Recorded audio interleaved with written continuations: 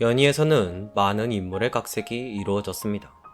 술 좋아하는 단순무식 장비, 제갈량한테 열등감 느끼는 주유, 한나라의 충신, 순유 등등. 그 중에서도 오늘 소개할 인물은 근엄하고 중후한 이미지에 문무의 균형이 잡혀있는 충의 화신입니다. 심지어는 청나라 비황족 추존 황제이며 한반도의 왕조에서는 조선과 대한제국이 비왕족 추종 국왕으로 추대하였죠. 이렇듯 살아서는 황제였던 이력도 없는 인물이 후대의 황제가 되는 것은 참 신기한 일입니다. 그러나 실제 역사의 기록은 사실 성격만 본다면 연희의 장비, 조선으로 친다면 선조나 인조와 좀 비슷할 듯 보이는데요. 오늘의 인물, 관우입니다.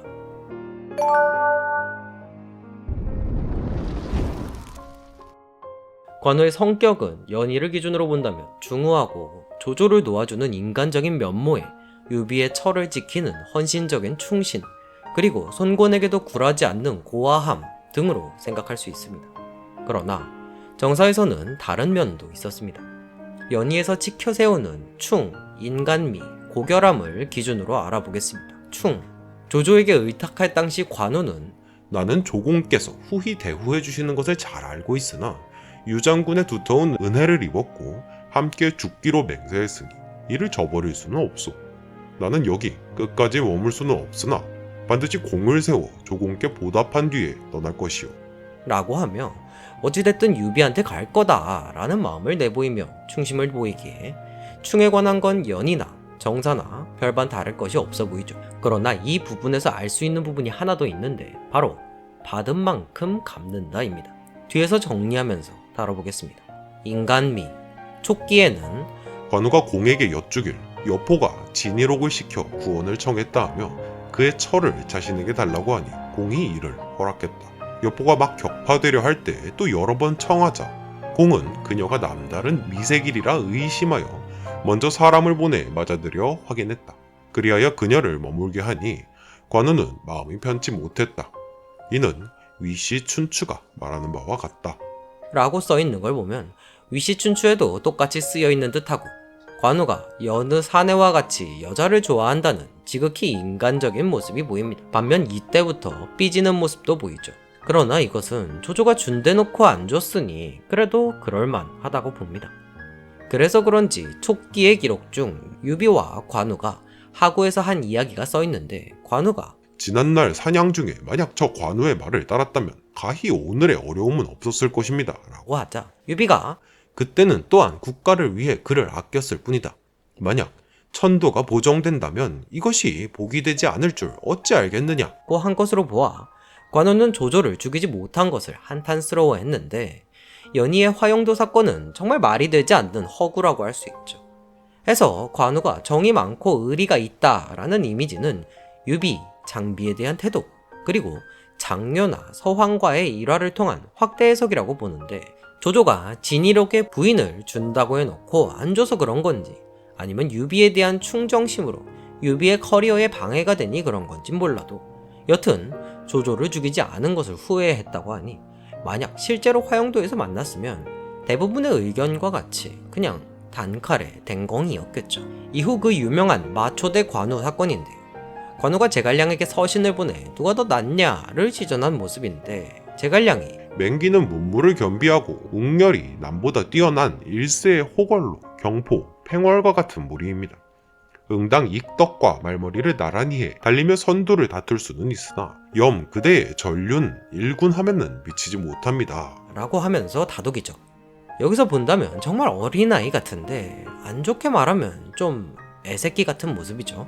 여기에 이어서 볼만한 기록이 사냥 공제기에는 재미있는 기록이 있는데 마초가 유비에게 자를 부르며 무례를 범하자 관우가 빡쳐서 죽여버리자고 했습니다. 이에 유비가 다른 사람이 궁박해져 내게로 귀의했소. 근데 경등이 분노하며 내 자를 불렀다 하여 죽이자 하니 천하 사람들에게 무엇을 보이겠소? 라고 하는데 마치 연희에서 장비 달래는 것 같아 보이죠. 이후 장비는 더 가관인데 그렇다면 응당 예를 보여야지요. 라 하는 걸 보면 연희에서의 개빡쳐서 앞뒤 안 가리고 덤비는 장비가 아닌 모습이죠. 이후 뒷내용에 술자리에 맞춰 초청해서 관우 장비가 유비 옆에서 칼 차고 서 있으니 마초가 쫄아서 내가 이제야 패망한 이유를 알게 되었다. 인주의 자를 부르다 하마터면 관우 장비에게 죽임을 당할 뻔했구나. 라 하며 유비의 자를 부르는 것을 그만두고 존중하며 섬겼다고 하죠. 이를 보면 관우는 죽이려 들고 장비는 침착하게 예를 보여야겠다며 대응을 다짐하죠. 즉 일반적으로 알고 있는 관우와 장비의 성격이 정반대로 되어 있는 모습을 볼 수 있는데, 이를 통해 성격은 정사 관우가 연희의 장비, 정사 장비가 연희의 관우의 모습으로 뒤바뀐 것으로 알 수 있습니다. 다음 전략에 보면 그 유명한 오소리 새끼를 시전한 기록인데요. 관우가 번성을 포위할 당시 송권이 사자분에서 도와준다 해놓고 오진 않고 또 사자분에서 관우에게 입 빨린 소리만 하니 우금등을 붙잡은 관우가 개빡쳐서 말하길, 오소리 새끼가 감히 이처럼 구는구나. 번성이 함락되고 나면 내가 내 놈들을 멸하지 못하겠느냐. 라고 하며 빡쳐하자 손권이 사죄하며 직접 오겠다고 하죠. 보통은 여기서 관우가 오만방자하게 굴었다 라고 이야기하는 경우가 많지만, 송권의 그 능청스러운 외교력에 관우의 아주 알기 쉬운 성격이 당했다고 보는 게 맞다고 봅니다. 즉 관우가 감히 한나라의 국왕에게 대든 게 아니라 송권이 대들도록 유도하고 그를 이용해서 형주를 공략할 계획을 수립했다고 보는 게 맞지 않을까요?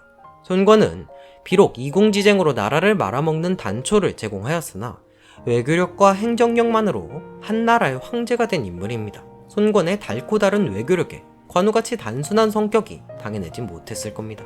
또한 촉기에는 관우가 서황과 번성 공방전 당시 만난 것으로 보이는 대화인데, 늘 멀찍이서 잡담이나 하다가 갑자기 서황이 급발진해서 관운장의 머리를 얻어오는 자는 금 1천근의 상으로 내릴 것이다. 라고 하니 관우가 대형, 이 무슨 말이오? 라고 하자 서황이 이는 나라의 일이오. 이런 기록도 있는데, 관우가 얼마나 정이 많은지를 보여주는 좋은 예라고 할 수 있습니다. 그리고 관우의 성격을 알 수 있는 좋은 사례 중 하나기도 하죠. 뒤에서 다시 다뤄보겠습니다. 또한 비시전에는 황충과 같은 대열에 있다고 삐지는 기록이 나오는데, 관우가 사방장군의 대장격인 전장군, 황충이 후장군에 임명되자 대장부는 평생 노병과 같은 대열에 있지 않는다. 라고 허세를 오지게 떱니다. 그러나 비시가 간단히 얘기하면 유비의 마음속에는 너가 최고인데 황충이 공세워서 높은 직위에 앉을 수 없다. 근데 너가 이따위로 꼬롬하게 나오면 유비가 실망하고 너도 후회할걸? 이라는 비시의 말을 듣고 수긍하는 마초대 관우의 시즌2 황충대 관우였습니다. 고결함. 연희에서 이 기록은 관우가 번성 공방 당시 맞은 화살로 인한 상처 치료로 각색되었는데요. 실제로는 언제 맞은지도 모릅니다. 하지만 기록이 되어 있는 것으로 보아 지어낸 게 아니라면 그냥 잘 참는 거 아닐까요? 아니면 통각이 적다던가 굳이 고결함을 끼워 맞추려고 하면 이 기록 정도밖에는 없는 듯하죠. 이 뒤에 사후 기록에는 관우는 조공에게 보효하고 장비는 의로서 엄한을 놓아주었으니 아울러 국사의 풍모가 있었다. 그러나 관우는 강히 자긍하고 장비는 포기 무은하여 자신의 단점으로서 패망하게 되었으니 이수의 상대로다. 라고 평했는데, 간단히 정리한다면 관우는 열혈 나르시시스트, 장비는 냉혈 사이코패스 같은 느낌을 주죠. 해서 관우는 연희의 장비처럼 불같은 성격에 자신의 감정을 쉽게 드러내 보이는 알기 쉬운 남자라고 할 수 있습니다. 이 성격을 가지고 관우의 패망 원인을 알아보겠습니다. 관우의 패망에 관한 이야기는 많은 이야기가 있습니다. 부하장수를 제대로 관리하지 못했다. 관우가 깝쳐서 오나라한테 뒤통수 맞아 죽은 거다. 시기가 좋지 못했다. 오나라의 신의를 저버리고 뒤통수 쳤다. 유비가 애초에 외교를 그지같이 했다. 등등 여러 이야기가 갑론을박하죠. 저는 오늘 이 이야기들을 다 제쳐두고 관우의 성격과 연관지어 이야기해볼까 합니다. 앞서 관우는 불같은 알기 쉬운 남자라고 했습니다. 즉 좋게 보면 솔직하고 호방한 거고, 나쁘게 보면 직설적이고 융통성이 없는 그냥 지 꼴리는 대로 하는 성격이라고 볼 수 있죠. 해서 조금 더 세부적으로 본다면 관우는 겉으로는 호방한 척하고 실제로는 속 좁은 놈이 아니라 그냥 지 하고 싶은 대로 사는 놈이란 거죠. 좀 더 정리하자면 지 하고 싶은 대로 안 하면 못 배기는 성격인 거죠. 그래서 관우는 그냥 지 성격대로 한 겁니다.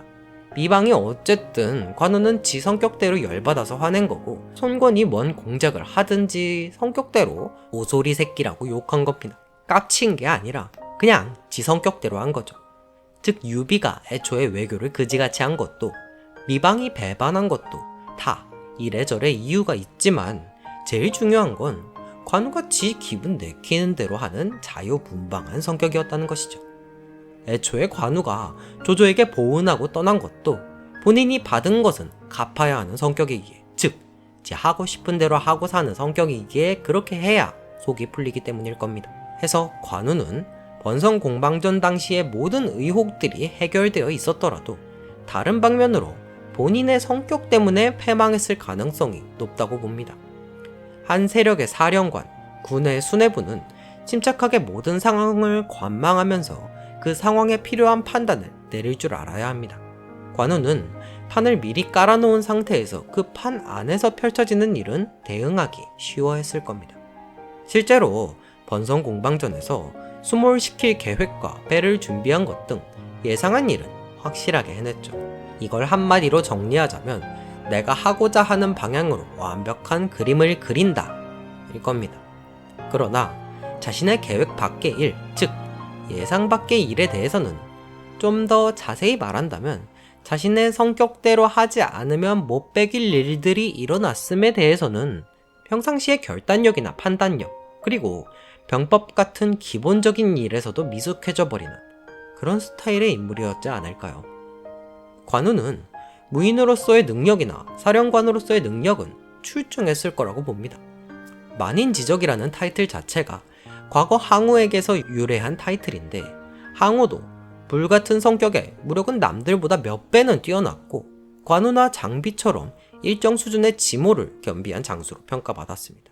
즉 항우, 관우, 장비를 같은 선상에서 본다면 셋 다 능력적으로는 뛰어났지만 성격적 결함으로 패망에 이르른 인물들이라고 볼 수 있을 겁니다. 실제로 정사의 저자 진수도 관우와 장비의 평을 이렇게 했죠.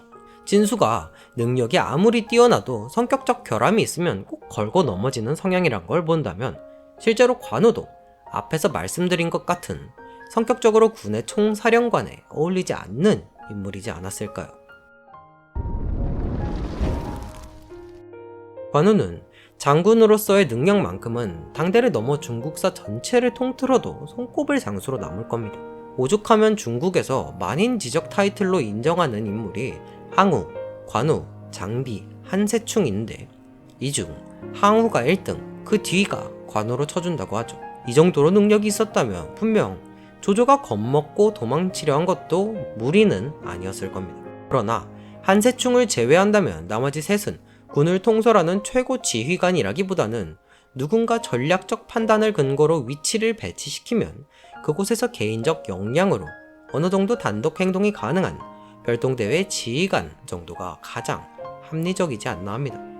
더불어 이 셋이 모두 성격적 측면에서 결함이 있었다는 점은 어쩌면 만인지적이란 타이틀은 매우 뛰어난 군사적 능력을 가졌지만 성격적 결함으로 인해 자신의 능력을 10분 발휘하지 못한 인물을 지칭하는 용어라고 해도 과언이 아닐런지 해서 장목후라는 시호가 붙은 것이 아닐지. 오늘의 인물 관우 어떻게 보셨나요? 여러분의 의견을 댓글로 달아주세요. 오늘도 시청해주셔서 감사합니다. 꼰대였습니다.